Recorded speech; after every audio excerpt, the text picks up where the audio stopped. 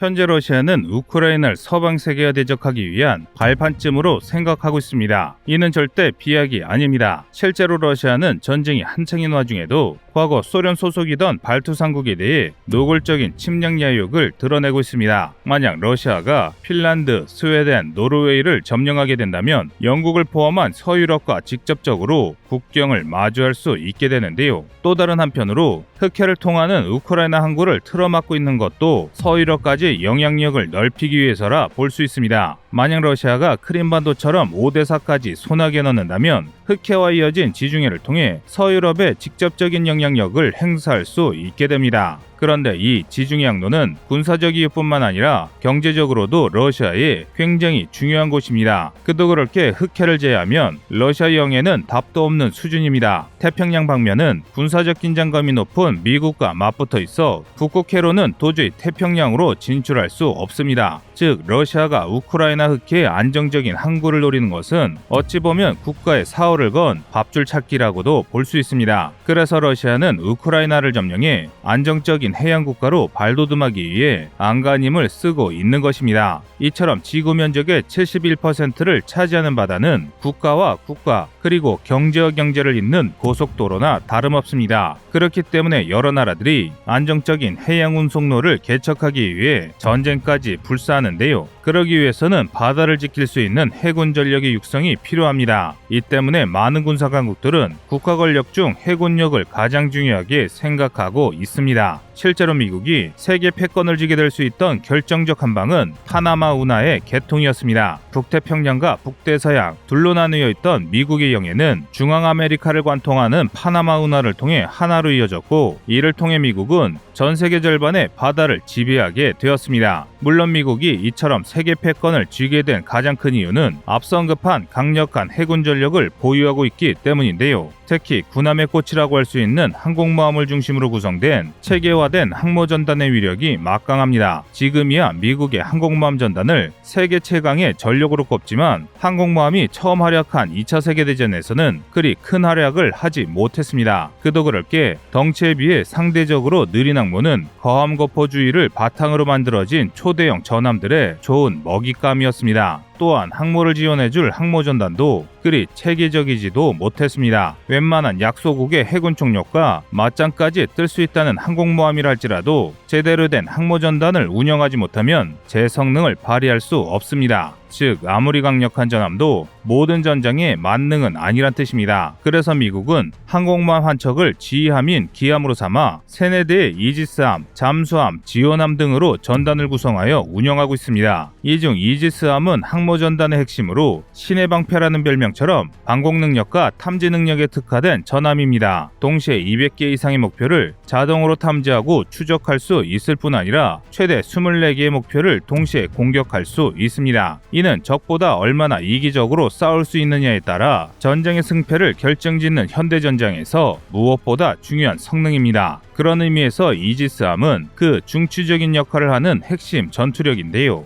이런 항모 전력만 보더라도 미국은 세계에서 가장 이기적인 국가입니다. 11대 항공모함을 중심으로 질적으로나 수적으로 독보적인 항모전단을 보유하고 있기 때문입니다. 그나마 최근 중국이 한 척의 항공모함을 추가 진수하면서 전 세계에서 두 번째로 많은 항공모함 보유국이 되긴 했습니다. 그러나 아직까지 미국이 보유한 11척의 항모에 비하면 보잘것없는데요. 그래서 중국은 미국의 패권에 도전하기 위해 해군력 강화에 안간힘을 쓰는 것입니다. 그리고 이렇게 중국이 해군을 늘리자 일본 역시 질 수 없다는 듯이 해군력을 강화 중인데요. 이 때문에 한국 해양안보가 위태로워졌습니다. 그래서 대한민국도 이런 세계적인 해군력 전력 강화에 발맞추기 위해 한국형 항모 등 최신의 함을 건조하고 개발하기 위해 많은 노력을 기울이고 있습니다. 하지만 주변국 대비 부족한 것이 사실입니다. 그런데 우리가 주변국 대비 전력이 좀 밀리는 것이지 우리 해군의 능력은 결코 약하지 않습니다. 지난 림팩 훈련에서 우리 해군이 원정강습 단장을 맡았던 것만 봐도 우리 해군이 국제적으로 얼마나 인정받고 있는지 알 수 있습니다. 대한민국은 현재 3개 함대와 1개 잠수함 사령부 그리고 여러 전단을 운영하면서